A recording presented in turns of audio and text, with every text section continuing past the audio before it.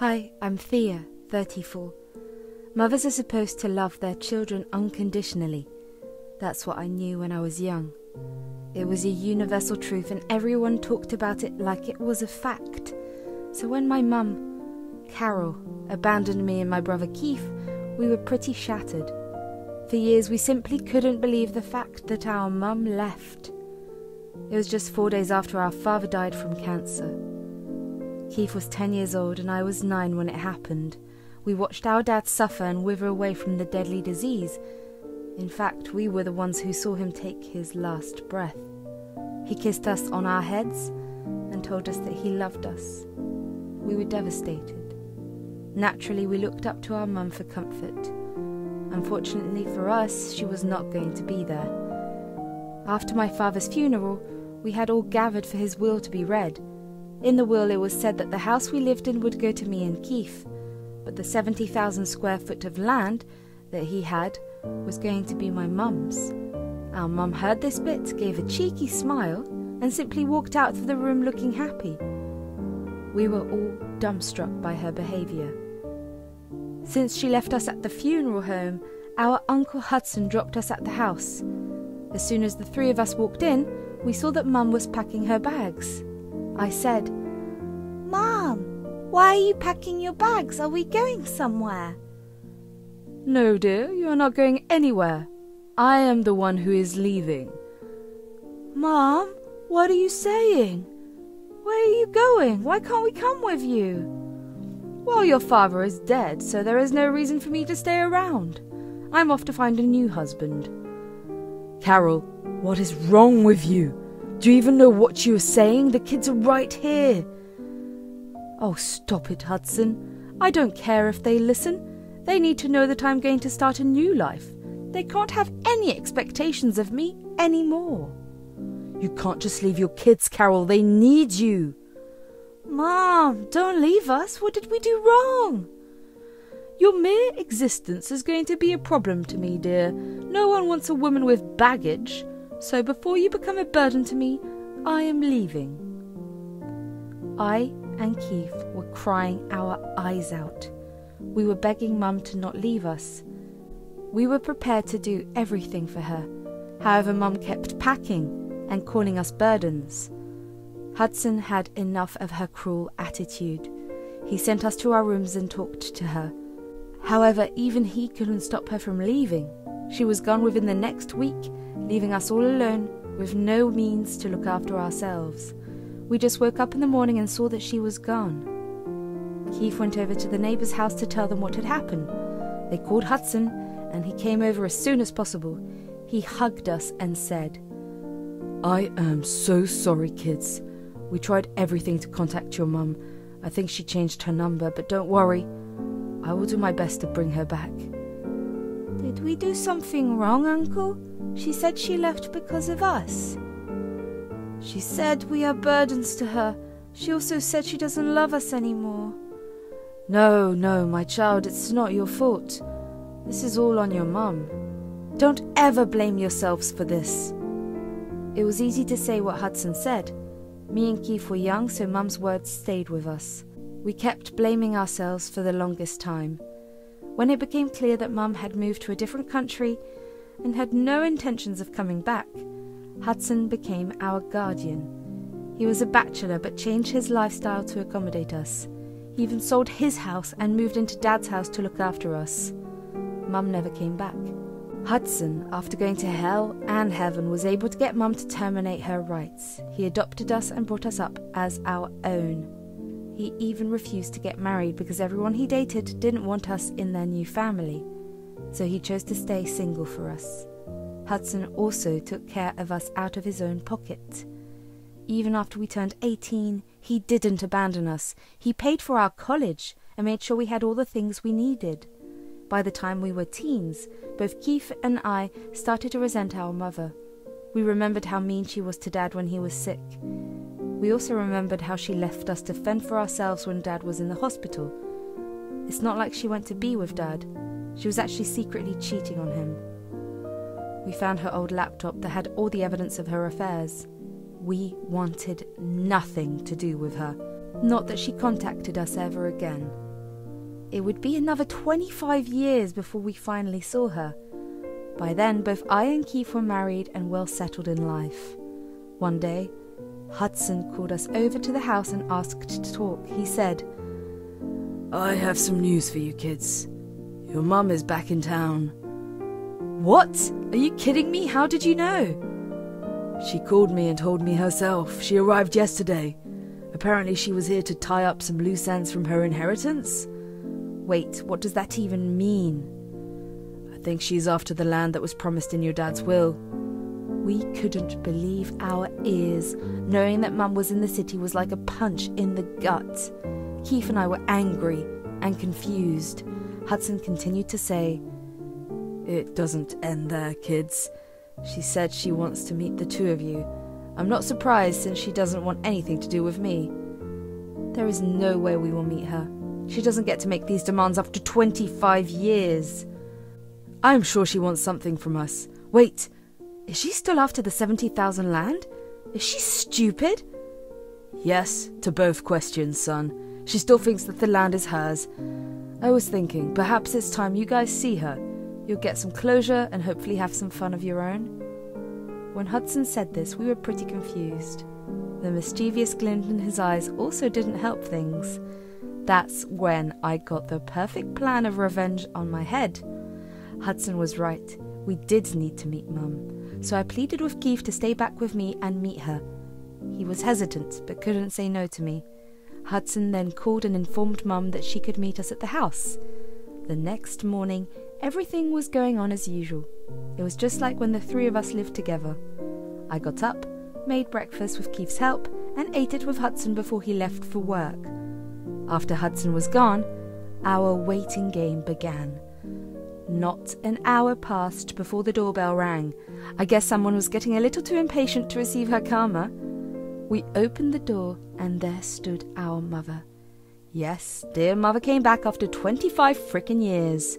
She looked aged, but was dressed in fashionable clothes. I didn't even see anything of the mum I knew when I was young. I looked at Keith and could tell that he was having similar thoughts. Carol simply brushed us aside and walked into the house. We were in utter disbelief. She said, "Hello there, children. I'm sure you have heard that I was in the city. What the hell are you doing here? Watch your tone, Keith. I'm your mother and you won't talk to me like that." "You have some nerve showing up after 25 years and trying to parent us. Well, newsflash, Mum. We are not children anymore and not bound to listen to you." "I can see just how rude and obnoxious you have become. I heard Hudson took care of you two. No wonder you two turned out like this. Thank God my children back home are not like you." "Well then, why don't you go back? I refuse to believe you are here to show us motherly affection." "I do need some assistance. Once you two will stop being so dramatic, I will tell you what you need to do." I and Keith were both pissed and agitated. Seeing her here after 25 years was painful and irritating at the same time. Her mere presence was annoying the hell out of us. What made us even more angry is the fact that we knew she came for something. She sought us out because she needed something from us. "Just tell us, Mum, what do you want?" "Well, now that I am back, you should show me some respect. It's been a while and I haven't had a good tour of the city." "How do you think that concerns us? By all means, Carol, go take a tour. No one is stopping you here." "Stop calling me Carol. I am your mother. I deserve respect. And it's your duty as my children to take care of my needs. You two ungrateful children have learnt nothing." "You don't deserve to be called our mum. You lost that right 25 years ago. Just because you gave birth to us doesn't mean you deserve the title. Also, we are not obliged to take care of your needs. Why don't you get your new family to help? This is the least they can do since you were so busy playing mother to them for 25 years. "They are busy, and I don't want to disturb them. Now, quickly take me to my land. It has been waiting for me for 25 years. It's time I finally sell it and buy my stepchildren their dream houses." "Oh, so that's why you came back after all? Great then, let's take you to see your land. I must say you'll be very surprised."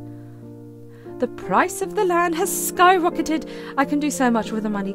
Thank God I didn't listen to your dead father and sold it back then." "Thank God, right, Carol? You're right, you know. Since you didn't sell the land back then, it did bring in a lot of money." I always know the best. Now shut up and take me there. I simply can't wait. Me and Keith looked at each other. I could tell that he didn't want to take Carol anywhere. However, I had the perfect plan in mind, so I told Keith, let's take her to the land. Since she flew back a long way, this is the least we can do for her. Are you serious right now? You want us to take Carol to the land? Yeah, don't you think it's time for her to see it? I mean, I am sure she had been dreaming about selling the land and taking the money.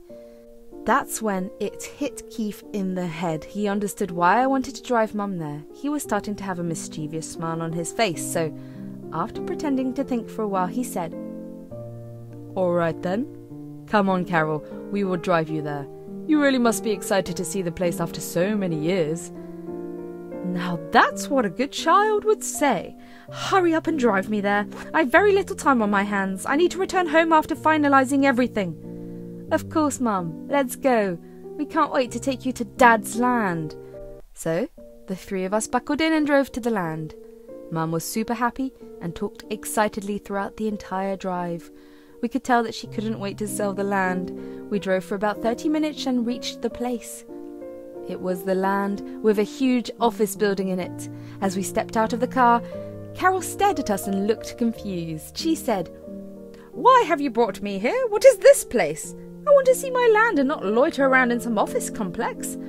"Well, this is the land, Mum. Check the GPS and you will know this is exactly the place." "That's impossible!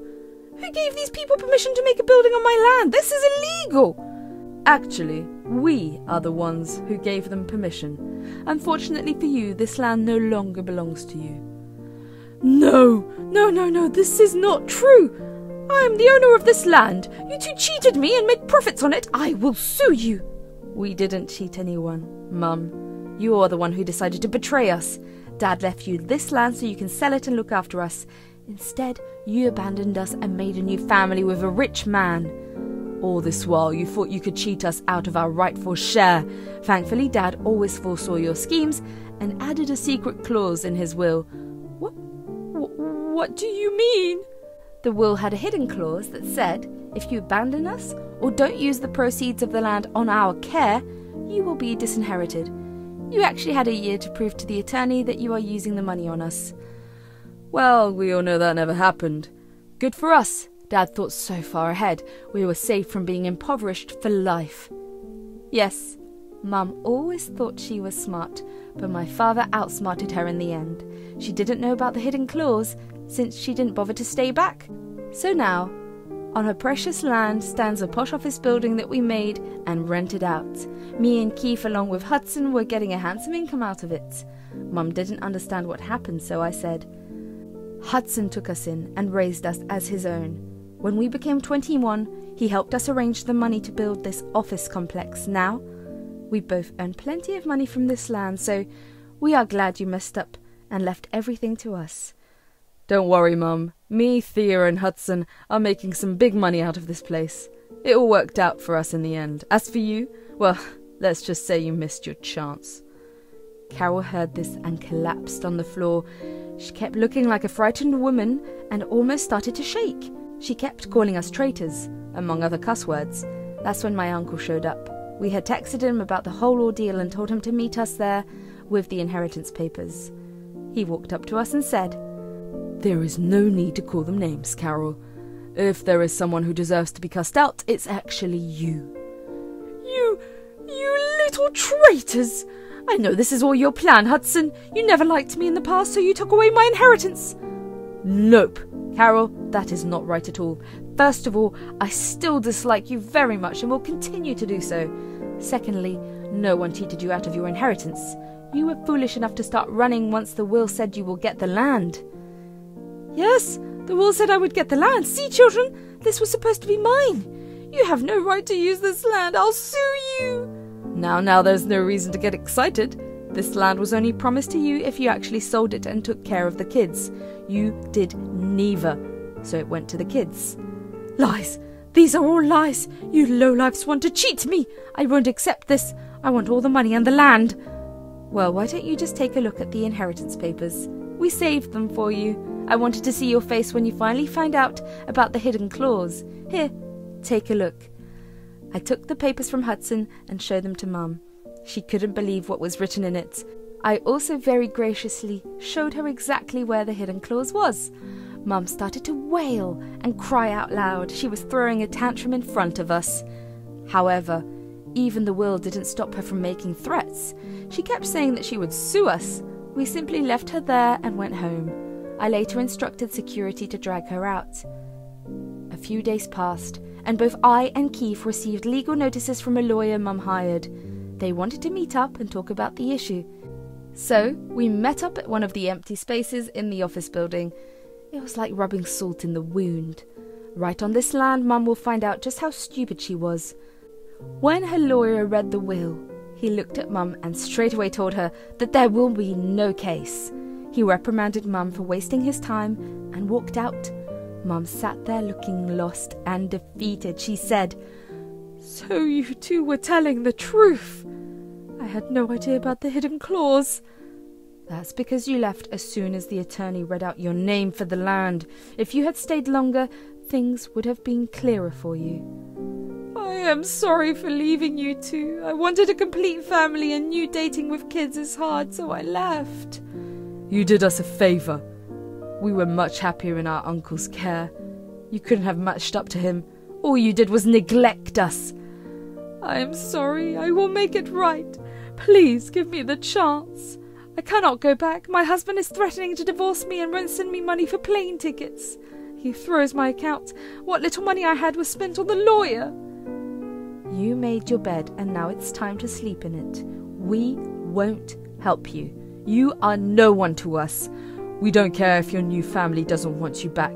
We are not going to help. That's final. Don't think of contacting us again." Saying that, we just left. Neither I nor Keith felt terrible for her. She simply didn't deserve our sympathy. We walked away and decided not to look behind. A few days passed and we went back to our own homes. We heard from Hudson that she had shown up at his house begging for help. She also begged to meet us and make it right. Right then, Hudson informed her that we went back to our own homes and won't be indulging her delusions anymore. He also promised to tell her to leave before he called the police. I later heard from some of Mum's old friends that she even asked them for help. Apparently her new children wanted nothing to do with her since their dad had decided to divorce her. They knew she would have no money. Mum was begging for some help so that she could fly back home. They blocked her and moved on as well. Hudson, being the sweet person he is, did ask us if he should send her money for the flight. We told him not to bother, and she absolutely deserved this treatment. It's been a few months since everything went down. We haven't heard from our mum in a while. For the longest time, she tried to contact us from multiple numbers and begged for help. She said that she was back home somehow but was homeless with a pending divorce. We never responded to her. Eventually, the texts and calls stopped. Now, we have both left her behind and are living our lives surrounded by people who actually love us.